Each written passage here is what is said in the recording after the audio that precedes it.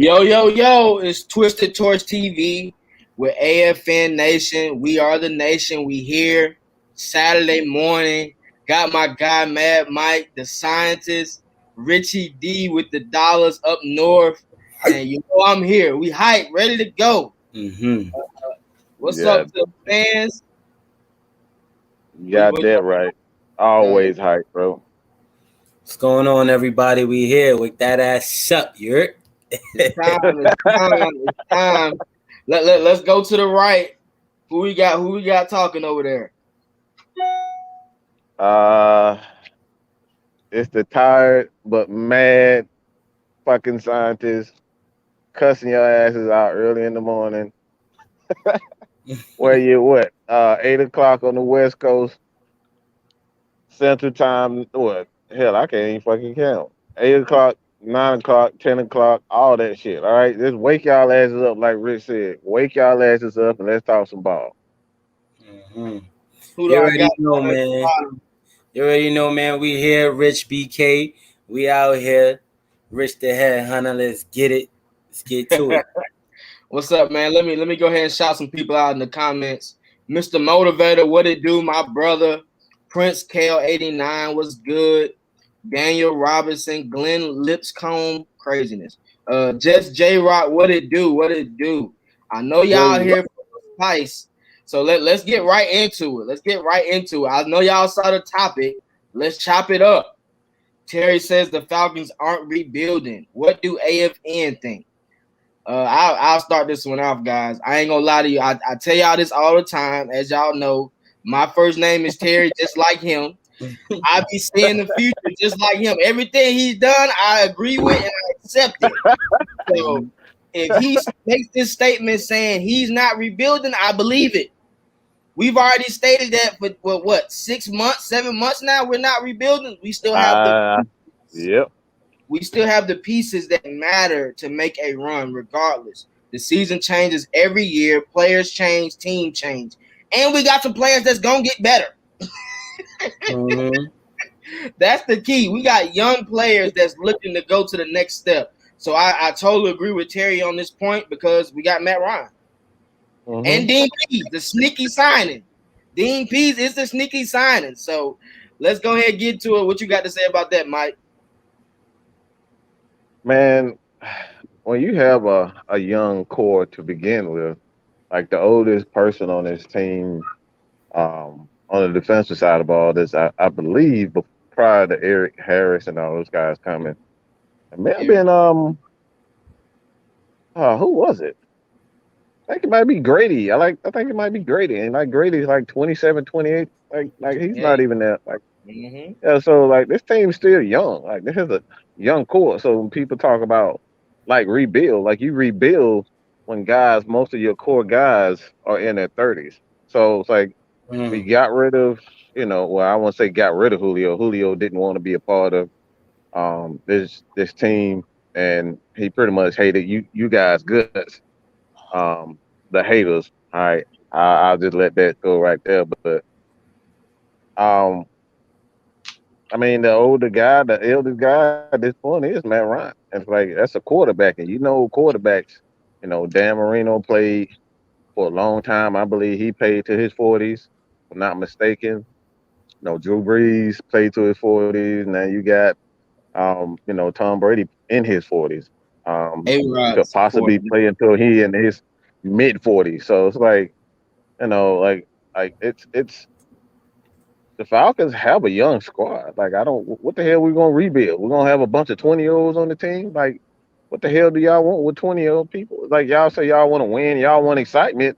Y'all realize like the Hawks, yeah, Trey Young was good, but like that's all we wanted to watch. When the Hawks were coming up, like that was the only thing that was good. I've been a part of rebuilding. I'm sure a lot of you guys have been a part of rebuilding. It's like rebuilding, like that shit is not fun to watch at all. Boy. Hey, Mike, 2008. Bruh, look, man, look. Look, man, look, it go back to even, the Vic days, bro. Like, if it wasn't for Dan Reeves, who, had a process, like, He knew how to get through this, and that's why I was like even before Vic, I'll just say before Vic, that process, man, that was a painful process to even get through. Like this is the perfect way to go about it. Like it's almost direct, and a lot of people don't even this, but this is what we're doing right now is what Dan Reeves did for Michael Vick. He had a plan before he brought in Michael Vick. Yeah, he did. Facts. And you know, we're seeing it. Build a team with a solid foundation, get a couple of defensive guys, bring in a good coach, and let them do their thing. Yeah, definitely. How you feel, Rich? Yeah, bro. For the most part, like what I've been saying every weekend when I'm on this show, every time I'm on AFN, I say that it's a new season. You know, what we had last year, you can't expect that to be this upcoming season. Each year is a new season. And one thing, what Arthur Smith and Terry Fontenot always said, that we can't have yes man. Like rebuilding is not in the Falcons vocabulary, right? Fact. You get what I'm saying? So Mike was saying a little bit, anybody that ever been a part of a rebuilding program or atmosphere, it's not easy. You know, my senior year, just to speak a little bit on it, I had 4 seniors that was on my starting defense. My junior year, I lost 10 starters. 10 starters. So then my senior year, it was just a shit show. And, you know, I had a lot of rookies and, you know, guys that's not as experienced. And, you know, it was a tough season. But now when you look at young guys that have experience, that's confident, you know, that's prepared, ready to play, it brings a whole different element. And it brings a whole different element to your franchise and your future. So we're working on trying to win now as well as preparing for the future. And just by that one draft pick, Kyle Pitts, and by the way, I'm not comparing him to nobody. Kyle Pitts is his own version, by the way.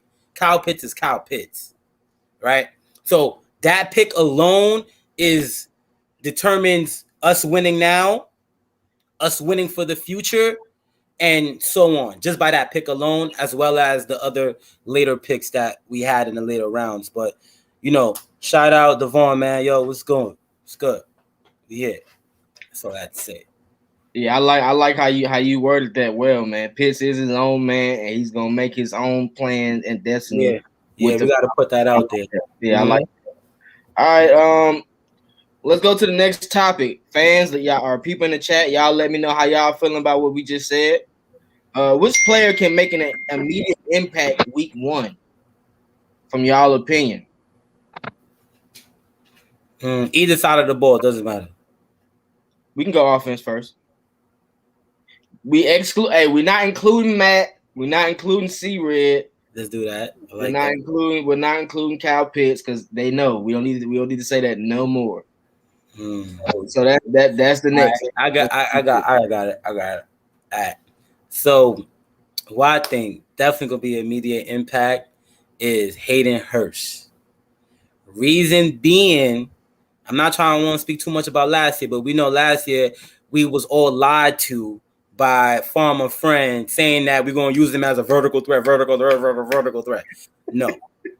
This season now, Arthur Smith will be able, he's familiar with tight ends, so I expect Hayden Hurst to be more involved in the offense where a lot of eyes are going to be so much stuck onto Kyle Pitts, and some people, defensive coordinators, may forget about Hayden Hurst on what he can possibly do sneaking out on the routes or just his vertical presence down the field and in the middle of the field. So I definitely expect to see immediate impact. And I know he's hungry too. You know, I'm not too sure because we declined his 5th-year option, I believe, if I'm not mistaken. So this is a make or break year for him. But I do think it's all strategy sometimes with GMs. They'll just find a way just to create money or just trying to get money for Hayden Hurst, depending on how he plays out. So that's my guy. All right. I'm gonna go with Russell Gage. Okay. I know we don't talk about him a lot on the show because we already know what to expect from him. If Russell Gage stays on the field and healthy, Russell Gage is a different type animal. Please stop trying to jump over people, Russell Gage. I'm gonna need you to take the Marvin Harrison approach. Get down after you catch the ball. But I'm not gonna lie to you, he is good after the catch. If you watch that San Diego Chargers game, he pretty much was making plays throughout that game, getting first downs. Like he's a first down magnet. You know what I mean? And he knows how to play the slot, play outside, and he's gonna be able to do that gadget as well because we might see him throwing or being a 3rd and 1 QB running. Like he has a lot of options moving forward with Arthur Smith. So I'm expecting Russell Gage to have a big impact because he had 800 yards last year in a mediocre offense. So I'm expecting him to kill with Arthur Smith based on how Arthur Smith gets his guys open. And I think he's a slot corner killer, bro. He's a slot corner killer. Yeah. Anybody that line up in that slot, your ass better be Dion because he gonna smoke your ass. He gonna smoke your ass like a Philly. All right. I promise you. You don't want that. You don't want Russell Gage in that slot. I've seen him take on some of the best corners in that slot. They think they got him. And what makes it even better, him and Matt Ryan got that connection. They got that chemistry. They got that chemistry, that connection. And Matt Ryan knows exactly where he needs to be, where he needs to throw the ball, and Russell Gage knows where he needs to be. So it makes him damn near it makes him damn near impossible to guard, especially when you got, like Rich said, Kyle Pitts, and the Kyle Pitts is just he is his own man. Like that dude is just an absolute. That dude is he's probably one of the only players that I've seen that is damn near unstoppable. Like you can't put anything on him. And it's not a lot of guys out there. And it's like Julio. Julio's one of those guys. Kyle Pitts is one of those guys. Calvin Johnson was one of those guys. I mean, as great as, Jerry Rice was, you could still put a corner on him to kind of slow him down a bit. It's like I've never seen, you can't put a linebacker on Julio. You can't put a safety on Julio. You can't put one corner on Julio. You can't put, and that's the same thing that goes for Kyle Pitts. You can't just put one guy on him. The dude is just special, bro. Like that dude is just something else. Hey, I wanted to bring up something because I did say Russell Gage. Do y'all remember that play versus the Bucs in Week 17? It was like 3rd and 16, and he broke off the safety and was able to get to the pylon for the touchdown. Yeah. His footwork is amazing, bro. Like you can tell. Either I don't know if he's doing with the foot doctor. I don't know if he doing routes with Mohamed Sanu. I don't know what it is. But he kind of got that kind of route set up as going inside and out as Mohamed Sanu did. Those 2 years he played with us. Yeah, he's very athletic. I like Gage a lot, and Gage shown that he has good hands. Yeah. There's been a few plays he may wish he had certain plays back, but for most of the part, he's a solid catcher. Mainly a guy you could throw the ball to on 3rd down or so. Well, pretty much you can't sleep on him. Like his play that he had when we played against the Seahawks, he had one good catch. Try to get some yak with a hurdle. Then Adams is trying to hit him, and he's somewhat gaining 5 yards while Adams is hitting him. Like, that's not easy to do after catch. Like, just able to hurdle over somebody like that. But I just want him to be careful on that this season. Definitely. Like to time that right, because we don't need no injuries or nothing like that. So, hey, Mike, I don't know if you gave yours yet. A player that can be an immediate impact. Did you give yours yet for offense? Um, I have not. Immediate impact. I'm gonna go with the unorthodox right here. I think Lee Smith is gonna be that guy. We're gonna see him in the running pull game. back everything. He gonna be I everywhere.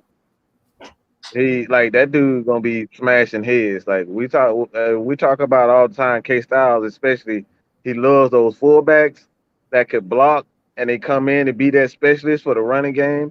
That's what Lee Smith is gonna be for this team. That dude is physical, and every once in a while he'll catch a pass that you don't expect from him. But for the most part, he's that physical guy that we needed with Levine Tololo. It's like not that Levine Tololo was like this great tight end, but we missed what he could provide in the running game as well as the pass protection game. It's like that in itself is like going to make Lee Smith, and like I said, nobody even paying any attention to Lee Smith, but like Lee Smith is that guy.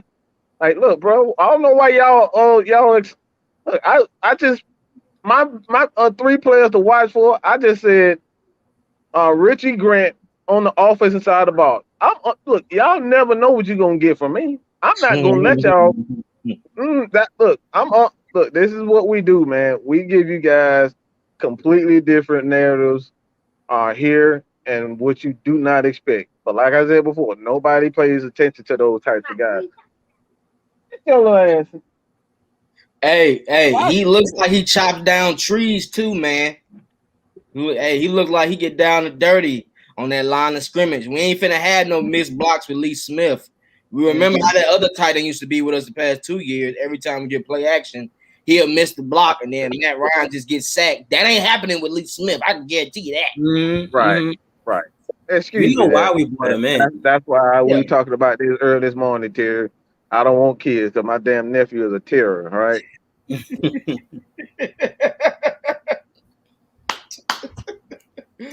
Hey, he came prepared though. Lee Smith. Let me just touch on him a little bit. Like Lee Smith is coming in with experience, and he'll be able to. He's going to be the guy that take Kyle Pitts to the next level on far as with the run blocking and pass protection and all that. He'll be able to give his own insight to help Kyle Pitts, but he's also coming in just to help the running game. Like he's coming here to block. He's a big guy and he's physical and he's going to push some guys. We know Arthur Smith, he want tough, smart, and got tough, smart, big guys on the line. That's simple. That's athletic. So, that's what I want to say. Hey, we can't forget Hayden Hurst too. Hayden Hurst need to do a better job at blocking. Lee Smith, yes, as well. He's going to help. Yeah, he's going to help them overall. Absolutely. Yeah. He's going to help that whole tight end group. He's going to help them tremendously. And we still got the young guy Graham that has showed some awareness as far as being good with Matt Ryan. So let's see if he gets a little bit more playing time moving forward. But we got a lot of people in the stable, man. So unless they put that 3 tight end set out, I don't know how that's going to work too much regarding that. Yeah, it'll be out there. We'll see it. He's gonna get crazy, man. I think he's gonna get crazy. We're gonna see 4 tight end sets, and Kyle is gonna be that receiver. Like technically, okay. I see what you're saying. Yeah, I like that. Yeah. But we're gonna see how it look though. Y'all gonna be good at practice. Y'all gonna see that. Oh man. Well, who you got on the defensive side of the ball? You said defense? Yeah, who you expect on the defense side of the ball? Man, that's a tough one. And we can't use Dion or Grady. We don't want to use them because we already know they impact, right? Right. Yeah. All right. So I'm gonna go with Malik Walker then. I think we have the best linebacking core in the NFC, AFC. I don't care where you want to chop it up at. It's rare that you have multiple linebackers that can guard tight ends, bro. And that's key. As you said, we're moving forward to trying to do 2 tight end sets. So a lot of teams, they get good plays off 2 tight end sets. If you watch NFL a lot from other teams, they do a lot of two tight end sets. You're going to be able to put Malik Walker out there to guard easily And he can blitz. He's fast. He's shown it. And the only thing about him is I just need him to get his awareness a little bit better when it comes to picking the ball off and not batting it off. Like versus the Saints that first time we played them, they were in the red zone. And he had a chance to pick the ball off, but he only put one hand out there and tipped it. So at the end of the day, they end up getting 3 points, but we could have kept them off the board altogether. So if he gets that part of the game, say it one time.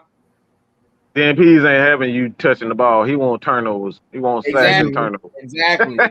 So exactly. So Malik is gonna be in the trenches. He's gonna be training. I want him to get his pass rushing a little bit better and his awareness, and he's gonna be dynamic for us, bro. Just in case we might have to let Fourier go, I feel a little bit comfortable after this year 2 with Malik Walker. I don't want to let Fourier go, of course. I don't want to do that.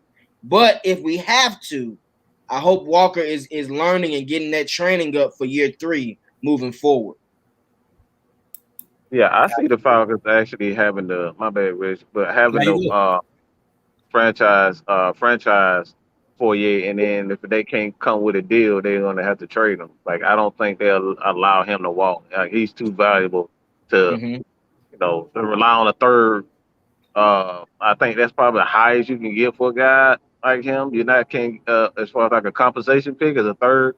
So like I don't see that happening. They're gonna franchise him to see if they can work out a deal, or if they can't, they're gonna trade him to another team for a couple of picks or maybe a player or two. He's too much of an impact for us, man. A guy that can get 5 sacks, 5 interceptions, and over 100 tackles. You can't.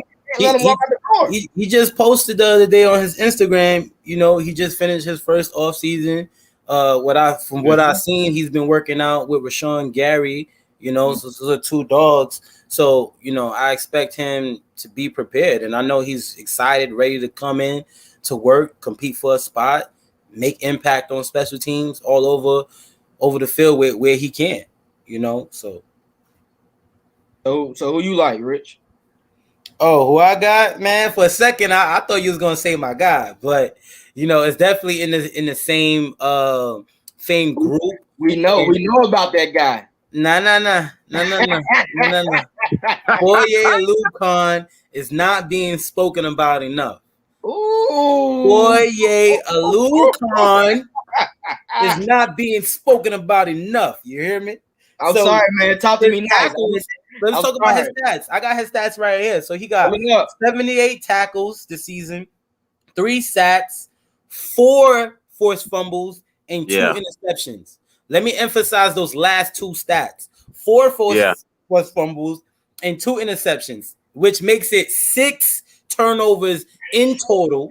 Interceptions, he got one from what's his name? Kirk Cousins in Patrick Mahomes. And he picked off Patrick Mahomes. So there's a lot to speak about with Fourier. Like when you're talking about an impact, right? And he's also the guy is the vocal leader for our defense. Like we know Deion Jones is a little quiet guy, Grady here and there. They lead by example. They let their field speak for themselves. But we all know that you need that guy to speak up and to give that energy. And I have seen Fourier start it up and make those impacts to bring that momentum, right?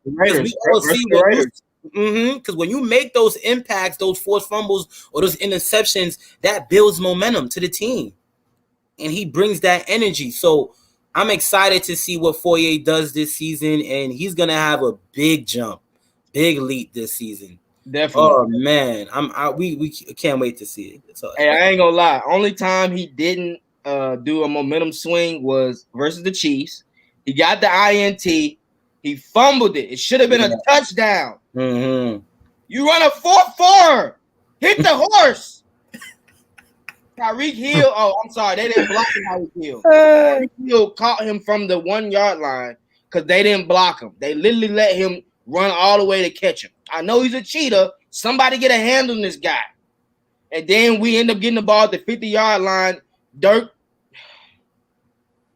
former friend, of that whole drive, 3 straight horrible plays, and that blew our momentum right there. That was we could have scored and changed the game of that outcome. Definitely. Y'all seen what Emmanuel said?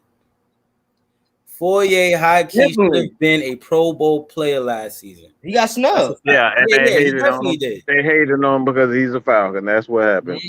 Now he just gotta do it again this season. Like if he pulled those same numbers again this season and maybe a little bit more, he'll definitely. I think he'll make the Pro Bowl this upcoming season if he pull that off again. Yeah, because they know about him now. That's the thing I don't like. Yeah. How is Jefferson from the Vikings making it over Calvin Ridley? Like the Pro Bowl is fake. I be sick of the Pro Bowl. It's years. Yeah, that Ryan don't make it. Like, what is this?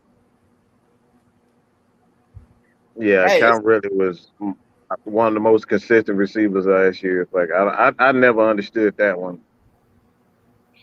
Hey man, it's a conspiracy against the Falcons, bro. I'm telling you, it's a conspiracy against Atlanta teams. They hate on us, man. They don't like me say this. Excuse me. Let me say this. Let me say. I gotta say this. Like, I don't know why people repeatedly hate on my boy Oliver. Oliver was one of the most consistent defenders. After Dan Quinn was fired, he was one of the most, and I give credit to the defensive backs coach who made that. You know, both he and Raheem Morris, they made the decision to put him in the slot. Like that was the best move for him, and we saw that he was one of the most physical. He was one of the most active defenders around. He and Fourier Olakun, those guys were always around making tackles, sticking his nose and things. Like you saw those like this is where I am most focused on Isaiah Oliver. It's those slants and a lot of those short routes where he can sit on these routes and do what he does best because he's a long guy. He's going to make plays with his hands, whether it's batting the ball down or, you know, those forced fumbles. Because a lot of those, when those receivers, even the tight end, they're not paying attention to a lot of those slot corners. They're looking at they're looking at safeties, they're looking at linebackers, and a guy like Isaiah Oliver, who is a very this dude is when I'm talking about one of the best tacklers, like I think he's one of the best tacklers on the Atlanta Falcons squad. And definitely. I'm talking about linebackers and safety. Like, go watch this guy tackle. You see exactly what I'm talking about. And, like, that's what we miss when we talk about guys like, you know, Brian Poole, who was here. Like, Brian Poole was a very strong part of this defense because he provided that assurance that, you know, you need outside linebackers because sometimes linebackers get taken out of play by offensive linemen and tight ends, and you need your corners to be able to step up and tackle. And that's where the Falcons in the past seasons, you know, especially with guys like, you know, I'll just say Kendall Sheffield. I want to say Bleedy, but like Bleedy was like he was still a good corner, but like they've taken advantage of the Falcons. Now, I'll say the safety, especially Ricardo Allen. Like God bless Ricardo Allen, but like he wasn't a very good tackler. Like he just wasn't. He'll get a big hit and he'll do that shimmy every once in a while, but like he wasn't a very good tackler at all. Mm-hmm. But he improved a lot, you know, and I think it's really based off 2015. Yeah, like he improved a lot. It's like better than the day is where he was at. So like that's how you know Dan Quinn was really like false advertisement on everything that way he said. He thought like Dan, what's his name? Dan Quinn really thought he used his players in the right way that he thought, and he didn't. He put them in the wrong position, and he put them in bad positions to be successful. And then now we seen when they moved him into the nickel corner, we seen more of his production. He was able to do it. And then now he's being moved more to safety. It's more easier for him to see the ball. And when you watch Isaiah Oliver's college film, when he was at UCF, he was able to make those plays on the back end, like the balls and stuff, being in the middle of the field and all those stuff. So he has that chance to do that this upcoming season. So we'll see how that plays out. What's going on, Maggie? What's goody, Maggie? Hey, we got some moves coming up, man. If y'all want to party with AFN Nation, go ahead. I think we're gonna drop the link. Miss Maggie, drop that link for the fans if they want to see AFN. I might be there tonight. We might pull up, see Miss Maggie at the new AFN bar. Shout out to Miss Maggie making deals. Shout out to Mad Mike making deals in the back end. Just because you don't see them, don't mean they're not making plays. Now, don't worry about that. Hell, I might show up like Ed Reed and goddamn come out of nowhere and pick the ball off. Hey, we always on the move. That's how it's supposed to be. That's what we need. Hey, Dean Pease, let's try to get Ray Lewis. Let's try to get Ed Reed. Hey, Ray Lewis already in it. Man, that's Grady Jerry's uncle, man. That's he's already in it. People don't realize that. Ed Reed too. Like, bring Sizzle, bring Tony Saragusa, whoever you need to bring some players in there to get this D-line right. We supposed to have been had Chuck in there in the fold. I don't know what's taking so long to get him in the fold, but we need to make some plays on that too. Falcons, Terry, GM, I know you to go. I need you to get Chuck Smith in there for this practices and these training camps, bro. I need you to do that. Man, I love Chuck, man. That's my dude, man. I love the hell out of Chuck, man. Y'all have to fight me. Y'all mess around with Chuck, but like we gonna throw hands over Chuck. I love Chuck, man. Oh, okay, Andrew. I wish I was in Georgia still just to come meet y'all. Hey, try to come November 7th, man. Plan for November 7th. We having a meet and greet. Hopefully we can get the New York boys down here to party with us and live it up. I know you're tired of seeing the NY women. Come down and get this ATL loving.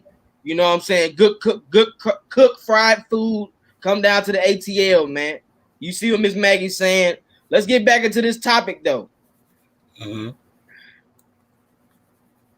With Mingo being cut, should the Falcons sign a replacement?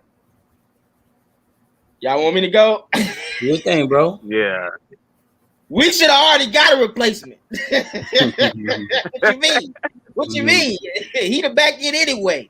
We needed him just for run support. And hopefully he was able to get us some pass rush. Bring in Justin Houston.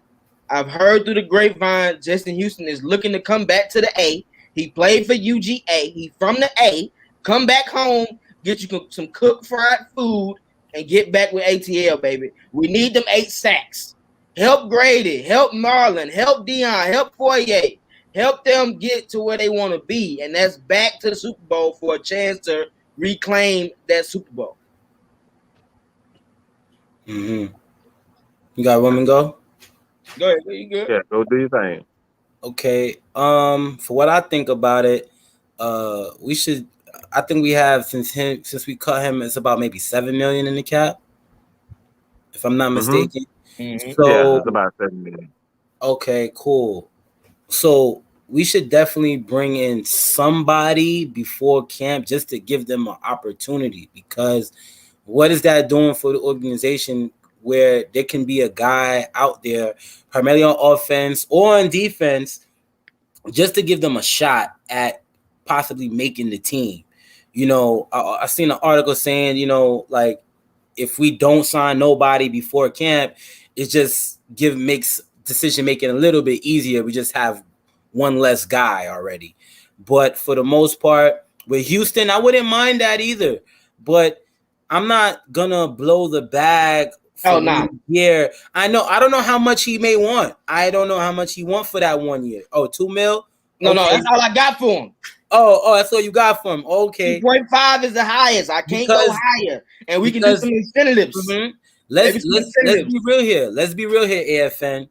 And we all know with football, injuries is a part of the game. So when it comes down to the middle of the season, when somebody get hurt, God forbid, we don't know who, but we gotta be prepared and have that money to sign somebody when you really need to. That's just my main concern for me. I like that. And that's all I have to really say on that aspect of it. So you saying just let the young talent try to see what they can do, and if not, if we have an injury, then we sign somebody. Right, but I don't mind bringing in somebody for the right price if it's an undrafted free agent, right, that haven't gotten that opportunity yet from this, that was possibly in this draft, a young guy, maybe, you know, a guy that could possibly make the practice squad, you know, and I think that's what they're really looking at right now, because this gives them a lot of room, a lot of availability to possibly bring that right guy. If it's a free agent or if it's a rookie, you know, we'll see how that goes. Yeah, I like that. Yeah, that's facts. I like that. How you feel about that, Mike? I wouldn't mind bringing in the Justin Houston, but I kind of echo, you know, the exact sentiment that Rich was pretty much. But I want to add on just a little bit to it. I think the issue is like, for me personally, when you look at the Falcons team, like they really believe in the talent that they have on the roster. So like with that being said, like we don't know where the holes is going to be on the on the defensive line. Like we could, like we've already, like, let's just say for instance, all right, and a lot of people just like, you know, already written him off. Like Dante Fowler is like, he's a bust. He's never going to be anything. He's shown that he can have that, you know, that average pass rush season. They give you 67 sacks. Um, you know, like he can give you 6 to 7 sacks when he's healthy. His issue last year that he just wasn't healthy, and everybody's like not giving him that common courtesy. Just like, okay, he hurt. Like they ready to say up here that punk ass Tom Brady, oh, he played when it turned MCL and all that bullshit. But y'all don't want to get that same shit. You know, that you won't get that same respect to actual defenders who's putting their body on the line, and all this motherfucker doing is standing in the damn circle. Then when somebody come at him, he falls on the ground talking about, I need my MCL. Like, bro, you don't need no fucking MCL. All you do is stand there to have the damn time.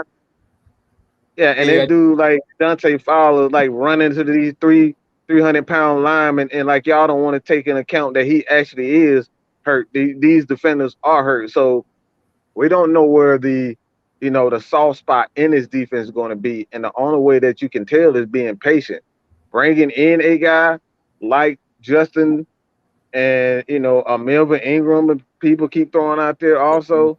Like that right there is like, I would rather wait to see how these guys, what the weakness is on and doing training camp. Training camp is where you really see where the weaknesses are in training camp. So it's like, I see that they get through training camp, because like Rich said, players get hurt.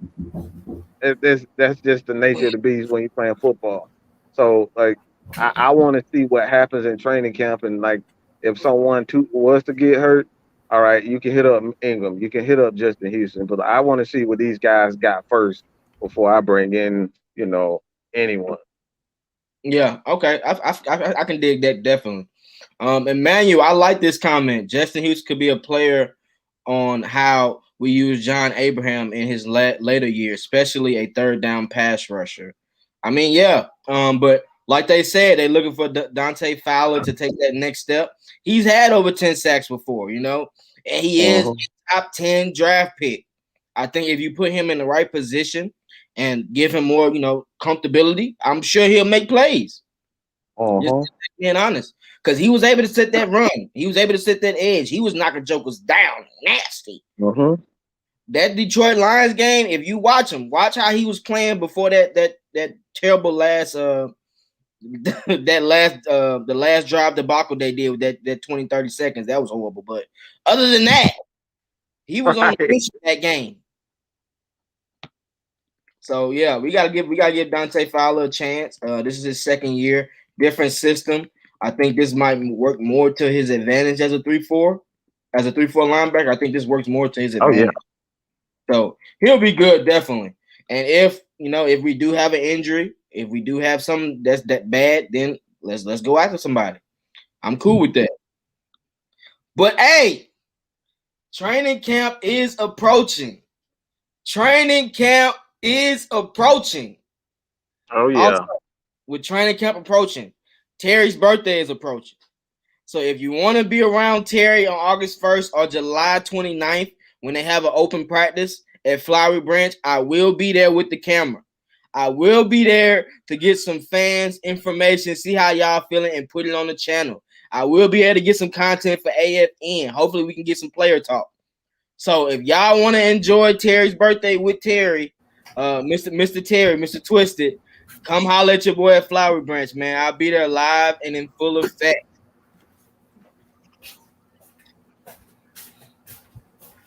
It's gonna be a movie. How you feel? How you feeling about training camp, Rich? You can hear me, right? I just want to make sure. Yeah, you good. All right. Yeah, man, I'm excited for training camp, bro. 10 days away. You know, we don't know how it's gonna look at. How everything is gonna look at on the offense and defensive side of the ball. But we'll see how that plays out. Like for the formation wise, how Arthur Smith is gonna use that, how Dean Pease is gonna use the offense and the players. Just the schemes, just to see how that's gonna look. So I'm really excited for that. Yeah, bro. Training camp is gonna be a movie, bro. Like I'm anxious to see, Calvin Ridley coaching up the new receivers, Dion coaching up the linebackers, seeing Dion be a full-time captain, him and Grady. I wanna watch the offensive line go against the defensive line, though. We haven't been able to see pads moving and seeing people move forward or backward. I need to see some nastiness moving forward for this training camp for these two offensive and defensive lines. This is how you win games and run clock out, bro. With the offensive line and the defensive line, you attack the QB. So those are the two key sessions I want to see as far as drills, offense and defensive line. I got to see how they doing. Can they handle Grady Jarrett? Can Dante Fowler get off those blocks on Jake Matthews? How does Marlon Davidson? Does he look good in the 1 technique, 2 technique, 3 technique? I want to see where they got Kaminsky lined up at. I want to see everything for training camp. That's why I'm so hyped up because Arthur Smith ain't giving us nothing. I don't know if he's Joker. I don't know if he's the Ace Coon Boom. I don't know what he got, but he ain't telling us nothing. Dean P don't even speak. I think he's a mute. I've never heard him talk before. So I want to see what they put out there as far as these formations and these defensive packages. Yeah, I agree. One thing you kind of hit on it, but one thing and one of the reasons why Dean Pease really loves Arthur Smith is like he devised his plan on whatever the defense's weaknesses are. So it's like he will run plays during training camp to make sure the defense gets comfortable, or they have to work on one certain aspect they might be weak on. So when you talk about how they're gonna attack the weaknesses, like that's what has me more excited about. Like we're finally going to get to work on our weaknesses. Like that's the biggest thing. I feel as though like Dan Quinn was one of those guys. He only wanted to work on scheme.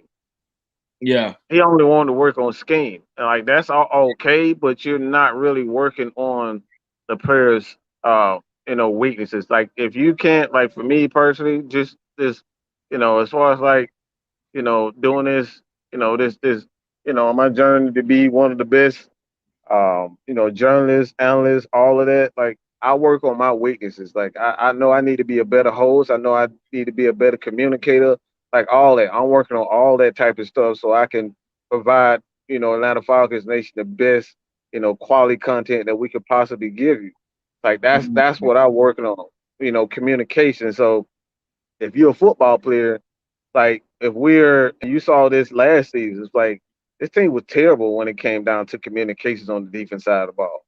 Like, why the fuck are you not work? Why? Like, I mean, you saw it. Like, this is one of the main reasons why I was upset, and they had to go. You know, this is one of the main reasons why they at the end of the season, like they kept saying, "I need accountability. I need accountability." Like that's the only way you're gonna work on communications if you guys are actually, holding these guys accountable for their actions.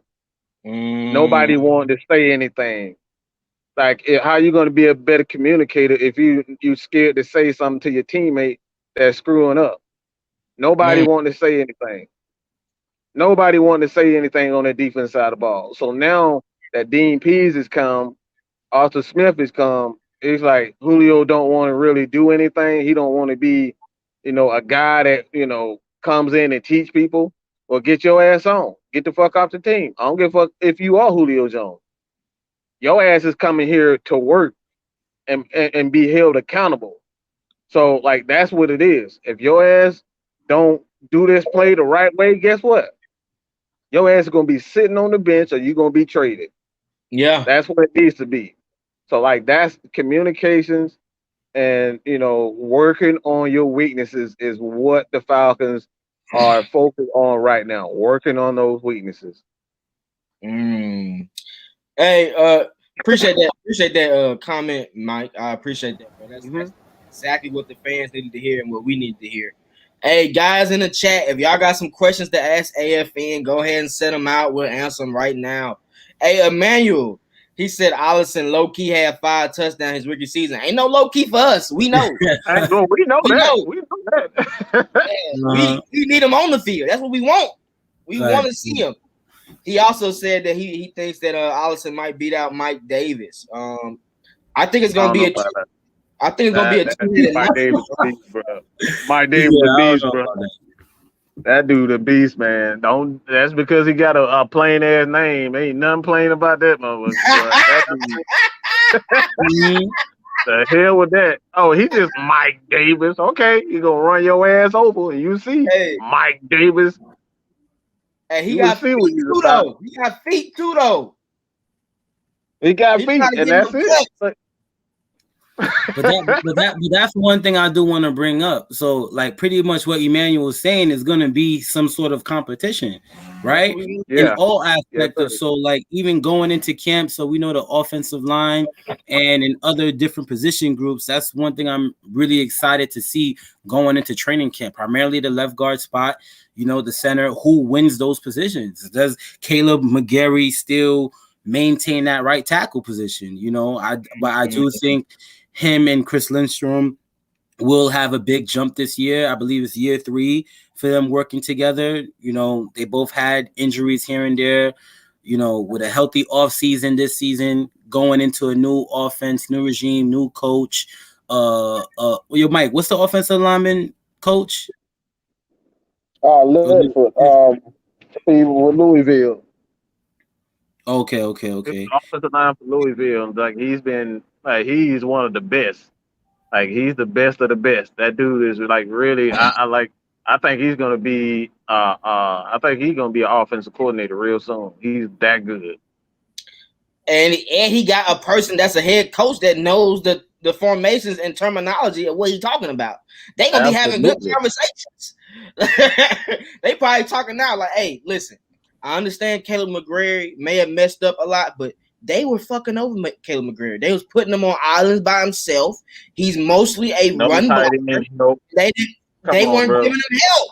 He was thrown in the fire early. But, hey, that's gonna be key moving forward because he knows Cam Jordan's moves now. Okay. He not finna just let Cam bull rush him all the way to the QB no more. He's gonna force him outside and let Matt Ryan step up. That's the key about coaching. That's the key of seeing weaknesses, like Mike said, like Rich said. We gotta see weaknesses and export them. Cam goes for play actions fast a lot. If you watch the Saints and you watch how he plays, he baits play action. He thinks the run's coming and then he'll come back to the QB. You got to see what he doesn't do well to be able to beat a team. And this coaching staff, that's what their plan is from the jump. So Caleb is he's gonna be way better this year, based on how they're gonna run plays. And with Chris Lindstrom took a good a good impact step his second year, because his first year he was out a lot of games due to that foot injury. So his second year, I didn't really have too many issues with Chris Lindstrom. He was helping Caleb. He was helping. Let's be honest. On Mac's last leg, Mac was pretty, average last year. He had his moments where he was getting bull rushed. Dominican Sue was eating him for lunch, week 17. So we got it. The way this offensive line is set up, when you have people playing for positions, that center positions up for fold, right tackle and left guard. If Caleb McGrady doesn't win that right tackle, he's just going to be left guard. He's still going to have a chance to play, but I think it'll be better if he stays where he's been practicing at and let Mayfield try that out, or let Hennessy continue to see how that left guard position works. Right. If he's beat by Dahlman from Stanford, the center from Stanford. Also, Josh Andrews is going to have an opportunity as well. Right. I think he's mainly like a depth aspect piece of it, just in case somebody get hurt, but he's going to be involved in that competition, and he will have the opportunity to compete for that left guard spot. And he's been a guy that has experience, been on different teams, and he has an opportunity to be a starter. So he hasn't gotten that luxury in other programs that he's been. He had starts, he has experience. So we'll see how he fit in the scheme and how he plays out. Because at the end of the day, Arthur Smith said the best 11 will be out on the field, and I trust that and I believe that, and I can't wait to see guys work for that. Hey, Emmanuel, I like all your comments, brother, but did you not watch the Saints game that first time we played them? They had 8 sacks. What you mean? That's on the whole offensive line. I'm not saying Caleb is the main person, but that's on the whole offensive line. That's 8 sacks, bro. Like, that's a lot of sacks in one game, dog. Like, we can't forget that. Cam had some sacks that game, and he had a sack the second game as well. So all I'm saying is there's learning curves, and he's going through his learning curve. Usually with linemen, year 3, they start to take off to the next level, like Jake did. Jake had some learning curves his first couple years. That third year, he took off, and that's what made him a Pro Bowler. Like linemen's right tackles and left tackles, it's harder to do those type of positions on the line, bro, because they can send anything, like what Dean is doing. They can send slot, and you gotta call out the cup. You gotta call out what they doing, especially if you have a back picking up or the tight end picking up. So Caleb was on an island, is what I'm saying, bro. He had to do a lot of guessing. He won't be guessing this year as far as the offensive lineman with this staff. And we know that Dirk Cutter does not like to leave tight ends to block. Like that's something that he just does not like to do. He only do it because he's forced, because he's looking like trash. Like Matt Ryan getting his ass whooped, and then you want to bring in the tight ends to protect him.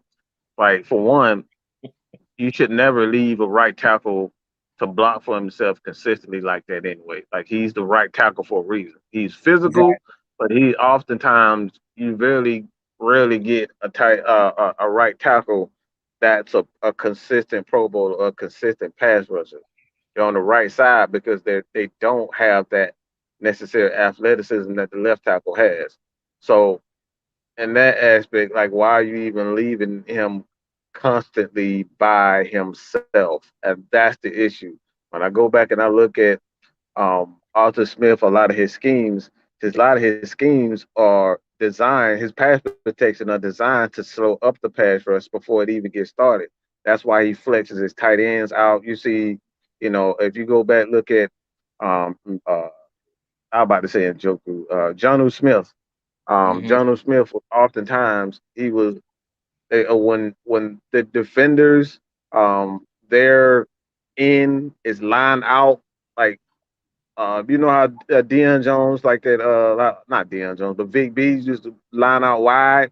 You know how the Philadelphia Eagles, when they had that wide 9, like what he likes to do, he likes to sit the tight end on the outside of that guy or the inside of it to just like make him think twice, because like oftentimes, like what he would do too, Like he was surprised at the end. Like he will like let him go free, and then when he thinks he's free, he'll smash his ass. You know what I'm saying? Like that's what Arthur Smith does with protection. He doesn't just leave his tackles by themselves to just like, okay, Jake is good, he can handle his own. Like, no, he's going to give him extra help just by designing, his formation, just by the design of his formations and whatnot. And that's what guys like Kyle Shanahan does well.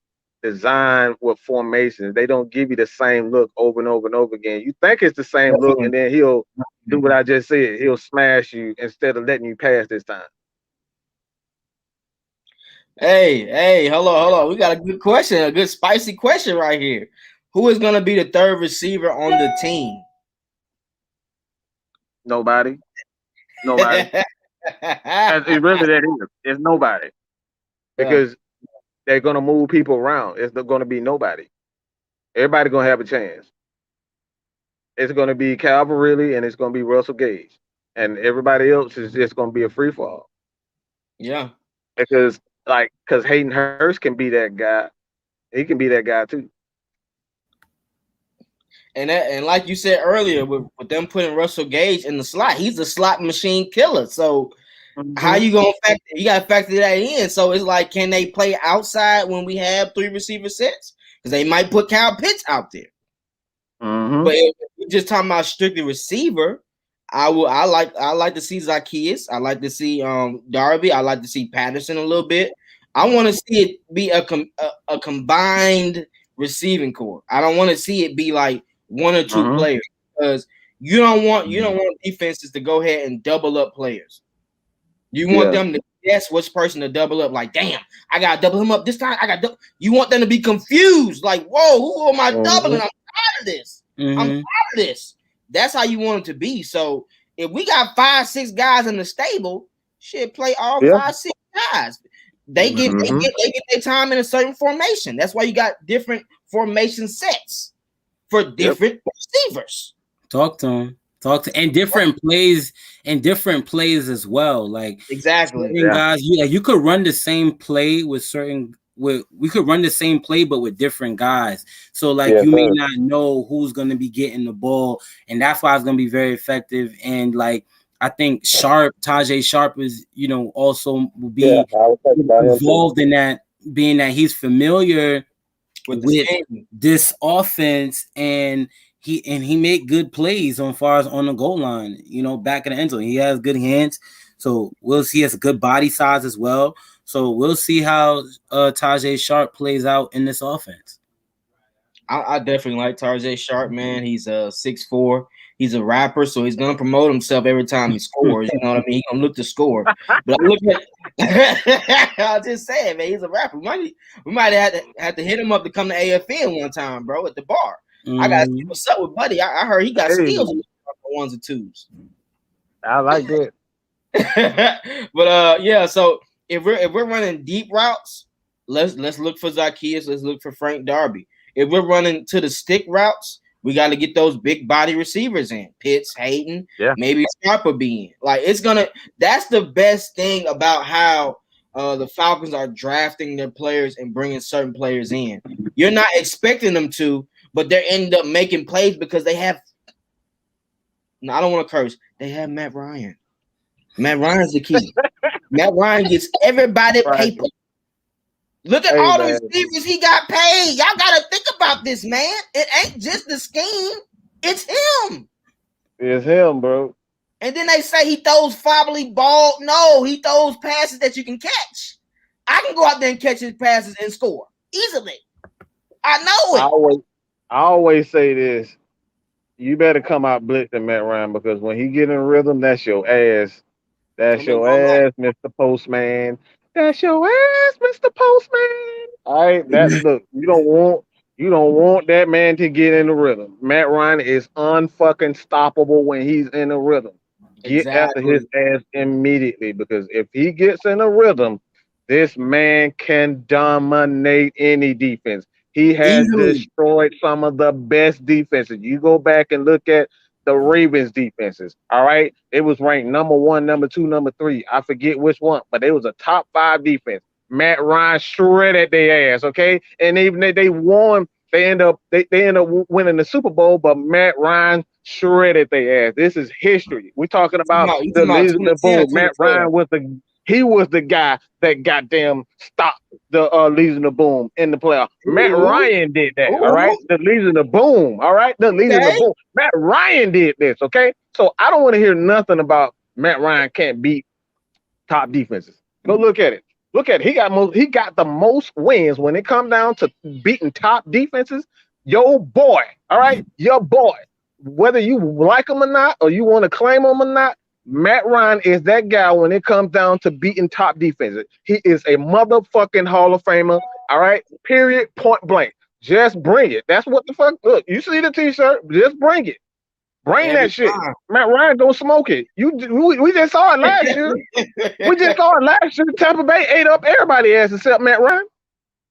We smoked them. If we got anything for the defense, we beat Tampa Bay. But they couldn't fuck with Matt Ryan.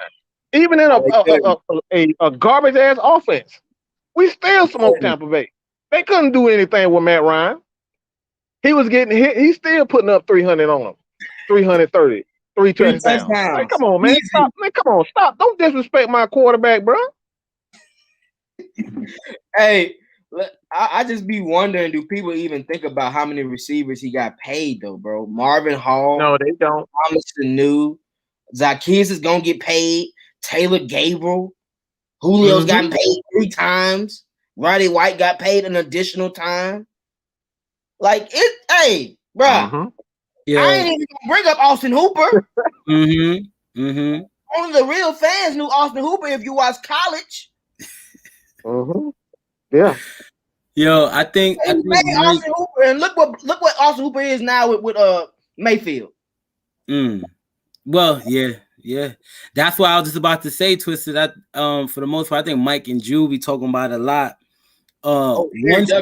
Not even because I'm saying, like, once you see these guys who we're talking about right now leave the Falcons, what they do? Yeah. What they doing? What they doing? Right. Muhammad Sanu retired. Muhammad Sanu. He was like, "Thank you, Falcon organizers, for trading me to a playoff team." He got to the playoffs and couldn't get open. He got to the playoffs and couldn't get open. And that's with Tom Brady now. Let's not forget that. That's the GOAT. He couldn't get open. But with Matt Ryan, he was killing before he got traded. People forget that, man. I just want to let the fans know one more time before training camp starts. Hey, Mike, I don't know if you mentioned this, but I think you need to mention this on here. Did you get a famous celebrity wife to acknowledge your comment?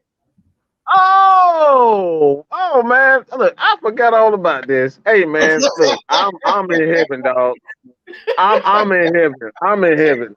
Look, everybody know I'm the Matt Ryan lover. All right, man. Look, Sarah Ryan, the wife of Matt Ryan, responded to my tweet. Y'all look. Can't nobody tell me nothing. All right, look. Look, bro. You can't tell me nothing. I made it, bro. I made it. Sarah Ryan, are you fucking kidding me? Responding to the great one, Matt Ryan. Come on, bro. I'm good, man. I'm good. You talk about that's one of the things. I gotta get on the show though. Mike, you got to take a picture like this.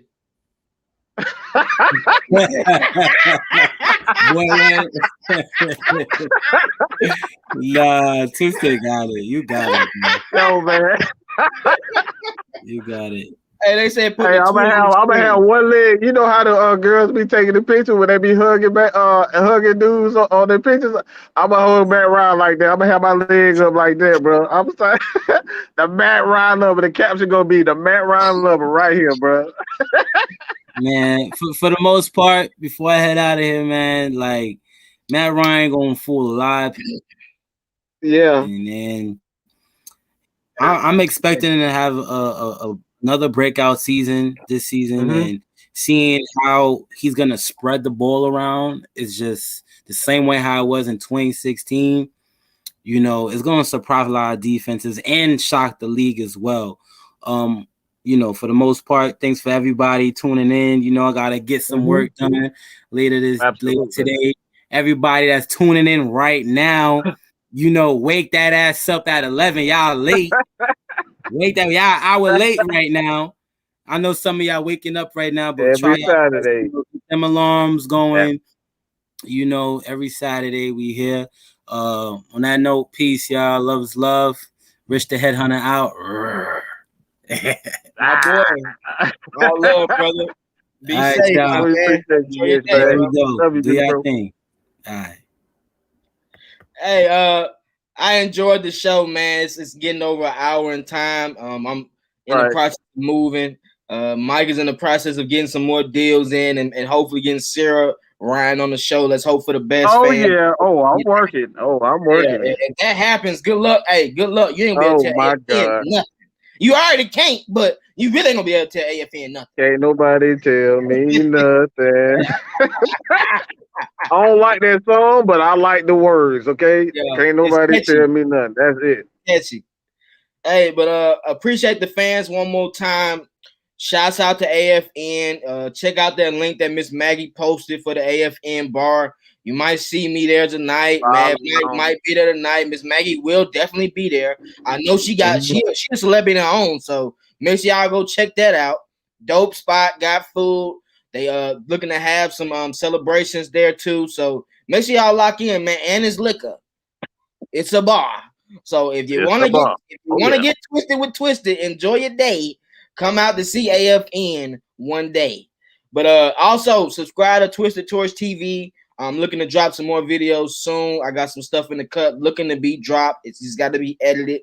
Appreciate Mad Mike one more time. Appreciate Miss Maggie. Appreciate you for joining us. This is my outro for you guys that know music. So what you got to say last, Mike?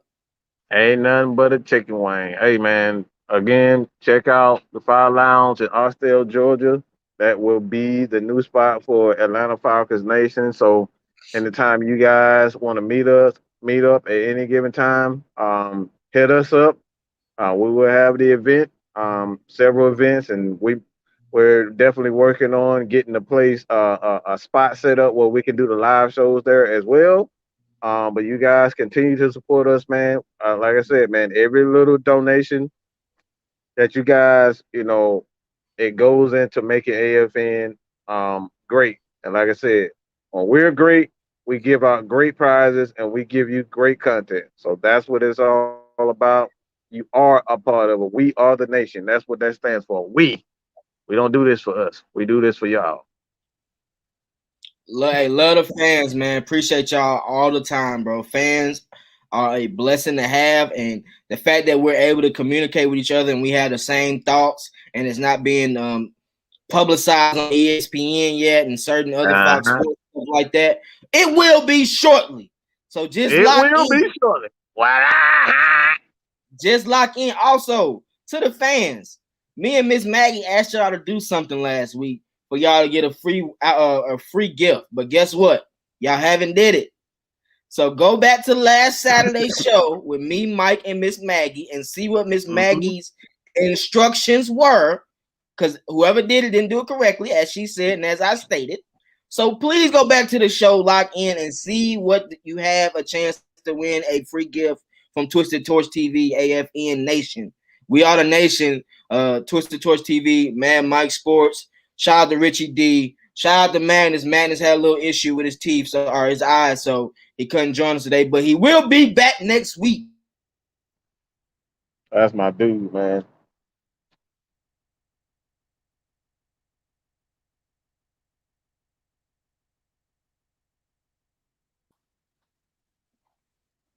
Appreciate you guys, man. One more time. Shouts out to Twitch Torch TV, AFN Nation. We out.